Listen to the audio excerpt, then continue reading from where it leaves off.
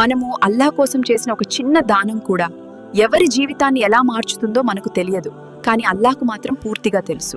దైవ ప్రవక్త సల్లల్లాహు అలైహి వసల్లం ఇలా తెలిపారు: ఒక వ్యక్తి ఈ రోజు రాత్రి దానం చేస్తానని నిశ్చయించుకుని ఇంటి నుండి బయలుదేరాడు. అయితే అతను తెలియక ఒక దొంగకు దానం చేశాడు. మరునాడు ఉదయం జనం ఒక వ్యక్తి రాత్రి ఒక దొంగకు దానం చేశాడని చెప్పుకోసాగారు. ఈ మాట ఆ వ్యక్తి విని అల్లా, సకల స్తోత్రాలకు నీవే అర్హుడివి అని అన్నాడు. అలా అతను తర్వాత రోజు ఒక వ్యభిచారినికి, ఆ తర్వాత రోజు ఒక ధనవంతుడికి దానం చేస్తాడు. మరునాడు ఉదయం ప్రజల్లో ఒకతను రాత్రి వ్యభిచారినికి, ఒక ధనికుడికి దానం చేశాడని గుసగుసలాడుకున్నారు. ఇది తెలిసిన అతను అల్లా, సకల స్తోత్రాలకు నీవే అర్హుడివి. నా దానం ఒకసారి ఒక దొంగకు, మరొకసారి ఒక వ్యభిచారినికి, ఇప్పుడేమో ధనికునికి చిక్కింది. అల్లా, ఏమిటి వైపరీత్యం అని అన్నాడు.